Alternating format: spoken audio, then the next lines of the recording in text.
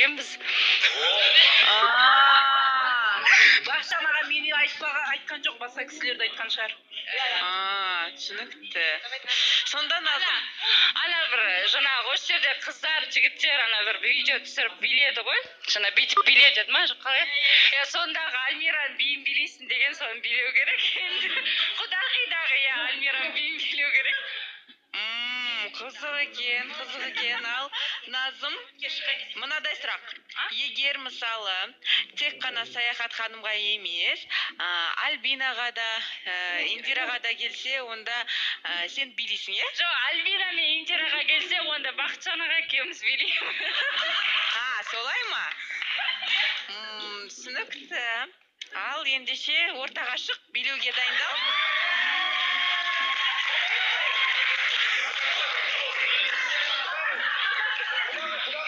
Билеуге дайындал. Сен ортаға шық, ал біз үміткерді шақырамыз қазір. Ортаға шық, ортаға. Сен ортаға шық, кәдімгідей қалаулым деген жерге тұр. Ал біз, Саяхат ханым, сізден сұрайыншы. Ең бастысы отбасын құруға дайын, және балаларыңызға әке бола алатын үміткер күтеміз. Басқасы маңызды емес. Маңызды емес. Керемет. Ал ендеше Назымның биін көрейік, үміткер ортаға шықсын.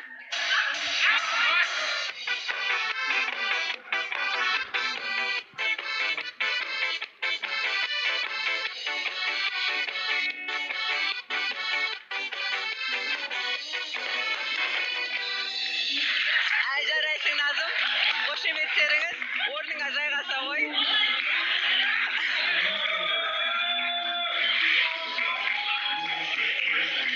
Назым өз айтқан сөзінде тұратын адам екен. Рахмет, Назым, жарайсың. Үміткермен танысайық. Қош келдіңіз. Сәлеметсіз бе, аға? Қош келдіңіз. Естіп тұрсыз ба мені? Мені естіп тұрсыз ба, аға? Естіп тұрмын, Қош келдіңіз деймін. Есіміңіз кім? Амангелді. Амангелді. Қош келдіңіз, Амангелді. Жасыңыз нешеде, Амангелді? 61. 61-де. Түсінікті. Жақсы. Ендеше Саяхат ханым сізге қазір сұрақ қояды. Сол сұрақтарға жауап беруіңіз керек болады. Қай қасиетімен ұнады сізге, Саяхат ханым? Пікірлесіп көрейін деген, пікірлесіп көрейін. Жастарға үлгі болайын. Мысалы, 40 жастағы, 30 жастағы жігіттер үйленіп жатыр ғой. Үйлену керек. Адам мақсат болу керек. Үйлену керек. Жасына қарамау керек, әйтеуір ұрпақ туу керек. Өйткені қоғамның басты үлкен мәселе сосы ғой. Түсінікті. Ендеше Саяхат ханым, кезек өзіңізде. Бастаңыз. Қош келдіңіз, Амангелді. Қош көрдік. Қайдан боласыз? Алматы облысы Нарынқол ауданының Абай ауылының тумасымын.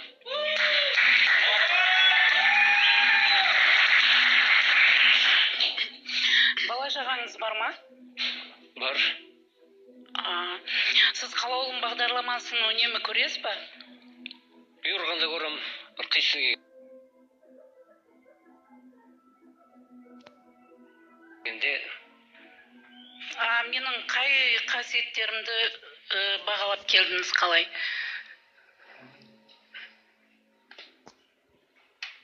Көп пікіріңді тыңдап көрген жоқпын, жалпы пікірлесіп көрейін, сырласып көрейін деп.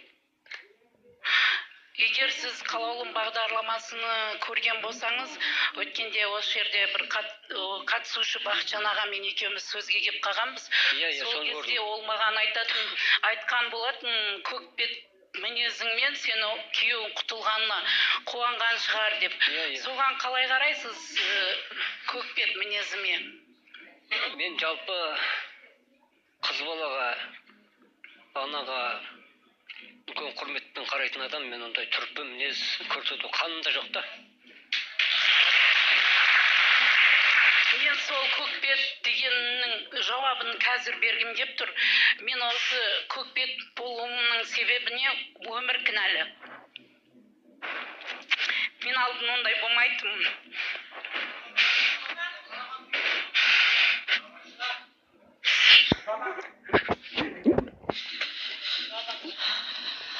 Пайғамбарымның Мұхаммед сүннеті ең үлкен сый сабырлық қой. Сабырлықпен бәріне жетуге болады.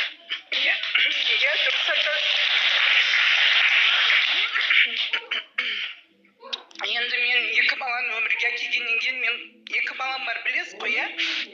2 балам үшін мен бәріне дайынмын, отқа да суға да бәріне түсуге.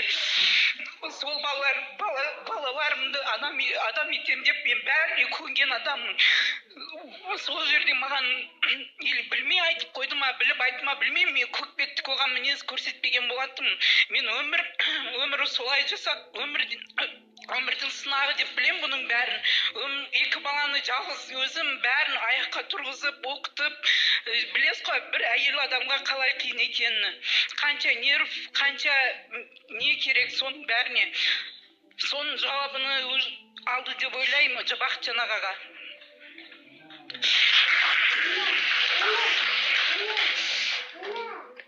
Бірақ енді Саят ханым, бұнға жауап бергенше өзіңізге келіп отырған үміткерді дұрыстап қарсы алайық, е? Қазір көз жас төгетін кез емес. Мүмкін сіздің болашақ жарыңыз келіп отырған болар. Мүмкін енді бақыттың есігі ашылған шығар, Бека. Сондықтан еш уайымдамаңыз. Дұрыс айтасыз, Айша ханым.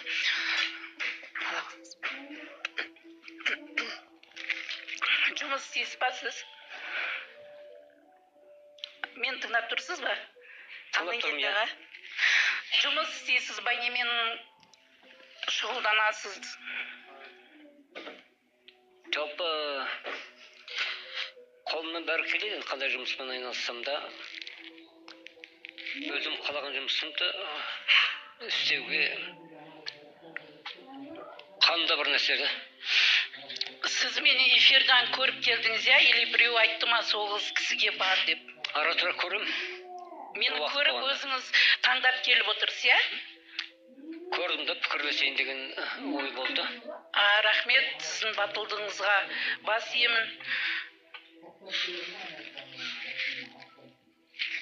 Тағы да өзіңіз жайлы айтып кетсеңіз. Қанша балаңыз бар, қанша қызыңыз бар? Бір ұл, бір қызым бар. Және бір бала бар. Өзіме тән.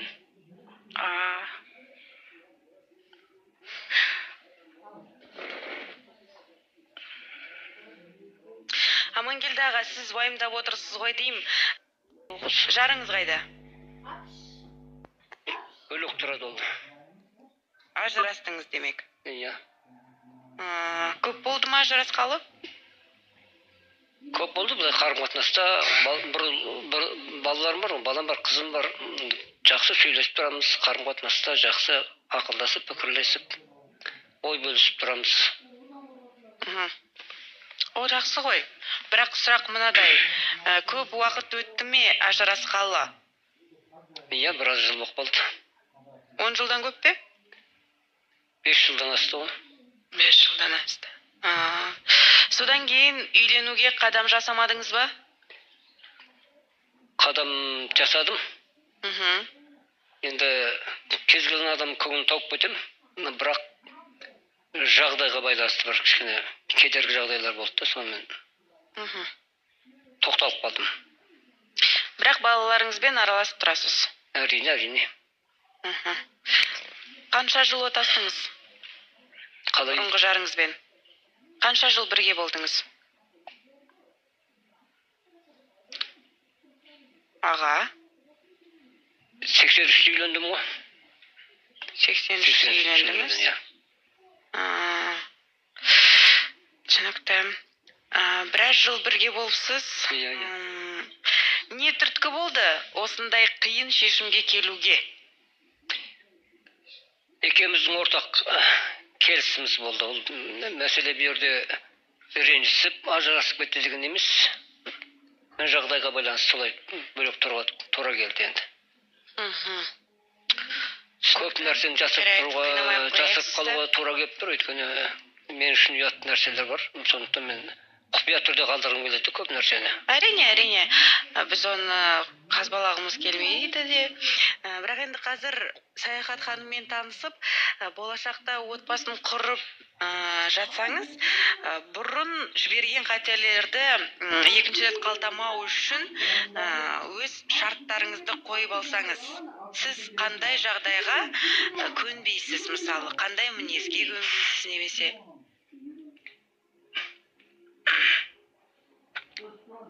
Ең жаман нәрсе, жақсы айтқан жек көру ғой. Өзің білген тілін алма қарғыстың қатыс дейді екен. Ол хадистерде де айтылады екен негізі. Саяхат ханым? Үлкен балаңыздың жасы қаншада? 34. Үйленген ғой, иә? Немерелеріңіз бар ма? Үйленген жоқ. Қалаулымға алып келмедіңіз бе? Үйлендіретін едік. Ол менің жерге келетінді білмейді таңыз. Бұйрық болып қалды, солай келіп қалдым да. Қарсы болса қайтесіз балаларыңыз?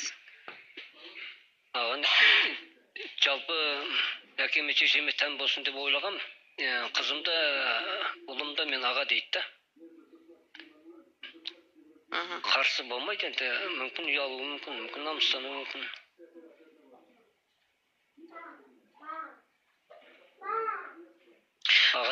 Неге намыстансын сіздің өміріңіз? Қалай дейсің? Сіздің өміріңіз неге намыстансын деп отырсыз? Бұл енді өзіңіздің шешіміңіз ғой, өзіңіздің өміріңіз, өзіңіздің болашағыңыз дегендей. Немерелеріңіз жоқ, иә, сонымен аға? Немере, жалпы немере, ұлға тән немере болады, қызға тән немере болмайды. Қызымнан балалар бар, 4 баласы бар. 4 баласы бар, 4 жиеніңіз бар, түсінікті. Басқа сұрақтар бар ма? Қазірге жоқ, қатысушыларымыз. Қазірге жоқ дейді. Қатысушылар, Ақжарқын. Амангелді аға, қош келдіңіз. Қысылмай, ұялмай отырсаңыз болады. Сіздің жасыңызда да шынымен осы бағдарламаға келіп батылдық. Үлкен кісілердің көптен көбі қарап отырсаңыз шыға бермейді бұндай жерге. Сондықтан сәттілік тілеймін сізге. Егер руыңыз қандай? Бірінші сұраққа жауап берсеңіз. Албан. Албан деп айтты ғой жаңа. Екінші сұрақ, сіз Саяхат ханыммен егер жұп болып жатсаңыз, сізді таңдап жатса, қайда барып тұрасыздар? Қазір кімдермен тұрып жатсыз? Жаңа қызым, Ақжарқын қызым, сен жақсы түсінем. Жаңа айттым ғой енді. Жұлдызда тұрам, Жұлдыз шағын аудан дейді ғой. Жерде тұрып атырым қазір. Көп нәрсе құпия қалады қызым. Жеке тұрасыздар ма Саяхат ханыммен, жоқ әлде балаларыңызбен бірге тұрасыздар ма? Енді оны ақылдасып көрген өмір көрсетер. Бір сахабаға сұрақ қойғанда, сіз неден қорқасыз дегенде, екі жағыма салам бергенде ортасын бөліп кетем бізім деген екен. Сол айтқандай ол болжау деген күпіршілікті. Болжау 22 наурызда, 27 наурызда келдім үшін мен сөз алам ба дедім, сөз аламадым. Күпіршілік деген жалпы болмайды, алдын болжау деген болмайды нәрсе да. Құдайдың бұйырғаны болады. Өзім намаздағы адаммын 2005-тен бері. Амангелді аға, бұл жерде енді болжайтын не бар? Қайда тұрасыз деген сұрақ қой негізі. Өзіңіздің жеке пәтеріңіз бар ма? Тұратын жер бар ғой ең бастысы. Пәтер болар, үміт дүниесі ғой. Әзірге жоқ, бірақ енді болады деп үміттеніп отырсыз, иә? Түсінікті. Индира? Амангелді аға, қош келдіңіз. Мен жаңа сіз кіріп келгендегі байқап қалған нәрсемді айтқым келіп отыр. Бізде ол қалжың болатын. Сіз бірақ қобалжып тұрып, жаңа сондай реакция берген шығарсыз, оған ренжімеңіз. Бізде ол алдын ала расымен де осы жерде қатысушылар арасында болған әңгіме болатын. Ол қандай үміткер келсе де, Назымның сондай сөзінде тұрғанына Назымға рахмет айтқым келіп отыр. Сіз соны бір жайсыз қабылдап қалған сияқты болып көріндіңіз маған. Менде енді бұл кісіге қазір сұрақ жоқ. Енді сіз өзіңіз үлкен көргенді адамсыз ғой. Жаңағы айтып отқан сөздеріңіздің бәрі дұрыс. Сізге ешқандай қойыр сұрағым да, ақылым да жоқ. Мынау батыл қадамыңызға рахмет дегім келеді сізге. Ары қарай сізде сәттілік тілеймін өмірде. Осыны айтқым келеді. Рахмет, Индира. Менде бір сұрақ бар. Амангелді аға, Саяхат ханымның 2 баласы бар. Ол жайлы хабарыңыз бар ма? Және ол балаларға әке болып, жеткізіп, тәлім тәрбие беріп, жатырқамай, туғандай болып кете аласыз ба?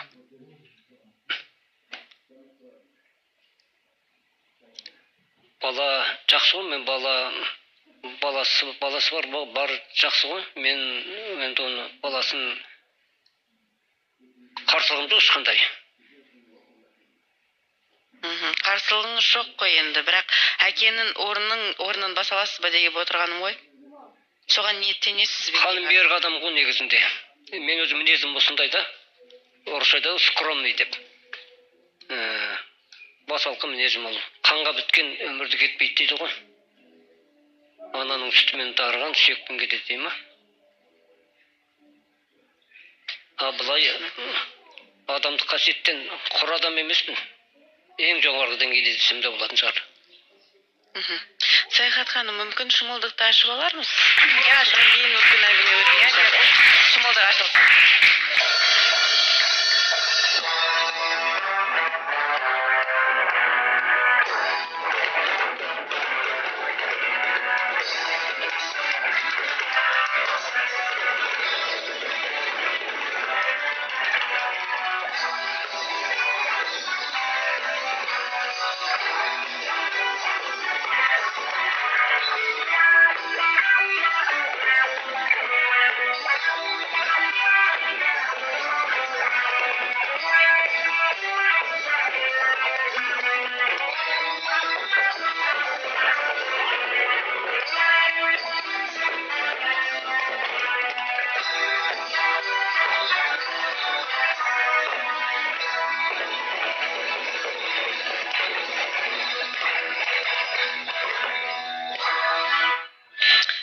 Шымылдық ашылды.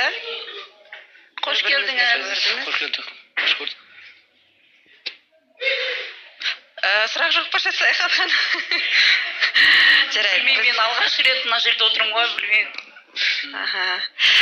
Екеуіңіз де қобалжып отырсыз. Уайымдамаңыз, бәрі жақсы болады. Осы жерде танысасыздар.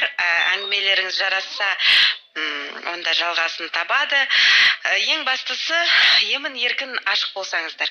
Біз қазір кезекті көрерменге берейік. Хабарласқан көрермен бар екен. Пікір айтам дейді. Алло, сәлеметсіз бе? Алло. Саламатсыз? Сәлеметсіз, Ашаматай. Хабарласқаныңызға рахмет. Сіз тікелей эфирдесіз. Айтар ойыңыз бар екен? Иә. Мен Амангелді мырзаға айтатын пікірім бар еді. Мен осы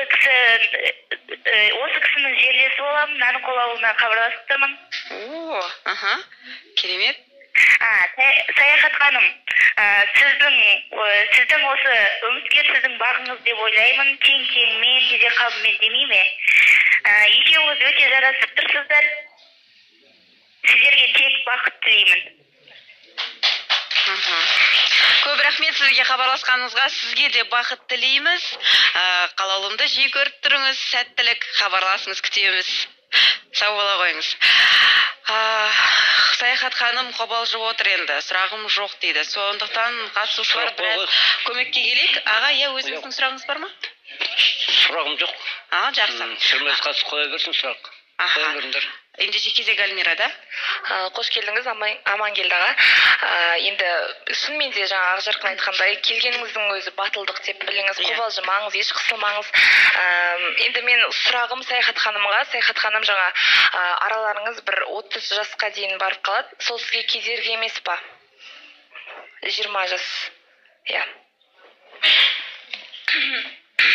Және де сол өзіңіз айта кетсеңіз, қанша жасқа дейін болу керек, әлде сізге маңызды емес па жас мәселесі деген сияқты? Маған негізі жас мәселесі маңызды емес деп мен өзім талабымды айтқан болатын. Адамның ең бірінші мен қалаймын солай қабылдайтын адам. Мен 2 балам бар екенін біліп, мен осындай мінезім, мен осы 2 баламмен қабылдаса, ниеті түзу адам болса, семья құрам деген адам болса, мен өткенде де айтқан болатын, сөйлесіп біліп көре жатармыз енді. қазірге ондай қарсылығым жоқ жас мәселесіне. Және де сізге айта кетемін, жаңа айтып жатсыз осындай мінезіме деп. Сіздің мінезіңіз ешқандай жаман емес, көкбет емес, анау мынау емес. Сол себепті әр адам өзіне қарай жақсы. Сол себепті мен андаймын, мындаймын деп өзіңізге олай жаман қабылдамаңыз. Өте жақсы. Иә, әркім өзінің басынан өмір өтеді ғой. Сол себепті қатты берілмеңіз, ол нәрсеге күймеңіз. Өмір жалғаса береді. Тек күліп жүріңіз болды. Рахмет, Альмира. Рахмет, Альмира. Жандос. Амангелді аға, ассалаумағалейкум, қош келдіңіз. Негізі сіздің батылдығыңызға басымызды иеміз, өйткені бұнда үлкен жаста осы бағдарламаға келгеніңізге рахмет. Және де сұрағым, жаңа айттыңыз ғой, қолыңыздан бәрі келеді деп. Маған қызық болып отыр да. Өзіңіздің бір сүйікті жасайтын ісіңіз қандай? Немен айналысқанды жақсы көресіз? Ағаш бұйымын, темір бұйыммен айналысуға бірдеңке жасау, өйту жақсы ұнайды. Бірақ қаладан гөрі ауылды жер ұнайды да. Шыңғысхан қауыммен барғанда бір көзіне қала көрінген екен дейді. Сонда мен халқымды қала құртады екен деген. Мен өзім пікірім, қала өсіреді, ауыл өсіреді деген. Зиян нәрселер, зиян тағамдарды қаламаймын да жалпы. Қазақи өмірде, қазақи тағамдардың өзі сол пайдалы деп есептеймін да. Жалпы халқым үшін. Демек, сіздің ауылда тұрғыңыз келеді. Иә. Және қол өнермен айналысасыз. Ауылды жерде көбінесе мал садасы ғой. Түсінікті. Альбина? Аға, қош келдіңіз деймін. Саяхатханын жыламаңыз, көңіліңіз түсірмеңіз. Енді мен өз басым сізді бір енді үміткер келгеннен кейін ер азаматты бір сезініп, бір көңіліңізді босап, солай айтып алды деп ойлап отырмын өзім. Және де ағадан сұрайын деген 5 жылдан бері қазір кіммен тұрасыз? Қызыңыз, ұлыңыз сізбен тұра ма, әлде анасымен тұра ма? Кім жаныңызда? Ер азаматқа бәрібір де енді күтім қажет қой. Анасы бөлек тұрады. Сіз кіммен тұрасыз 5 жылдан бері? Бауырларым бар, мен 7 ағайындымын. Барып тұрудың өзі сүндет қой. Садақа дейді бір жағынан. Өзім діндегі адам 2005-тен бері. Түсінікті. Енді балаларыңыз білмейді дедіңіз жаңа қалауымға келгеніңіз. Ал бауырларыңыз біле ме? Оларды хабарсыз, бірақ қызым айтып кеттім. Аға, ерте керек келесіз ба деп сөйтті, сағат 5. Балаларын уайымдап тұрды, жұмысқа кетіп қалды. Мен 5-терге барып қалатын шығармын дедім. Кішкене уайымдап қалды. Түсінікті. Ал қалай қабылдады қызыңыз? Қызым ашық айтқан жоқпын. Жұмыстарым кетіп бара жатырмын деп қана айттым. Иә, бір жұмысым болып қалды дедім. Бір жұмысым болып қалды, сөйтіп барып келейін дедім. Түсінікті. Камила? Амангелді ата, саламатсыз ба? Мен Саяхатханымға сұрақ қояйын деп отырмын. Жаңа Амангелді ата айтты ғой, қай жаста болмасын мен дәлелдегім келеді, бала сүюге болады екенін деп. Өзіңіз қалай ойлайсыз? Қазір сіз 37 жастасыз, осы жаста бала сүюгіңіз келе ме? Кейбір мысал үшін әйелдер ойлайды ғой, жоқ, мен кішкене жасым келді, бала сүймеймін деген ойда болады кейбір адамдарда. Сіздің ойыңыз қандай? Жоқ, бұрынғы замандарда, пример 60-70-де 60-70-ларды туған ғой, бұрынғы апаларымыз. Енді қазіргі жағдайда енді 60-70-де туады деп ойламайым, 40-45-ке дейін туады. Мен әрине Құдай беріп жатса, қарсы босанар едім.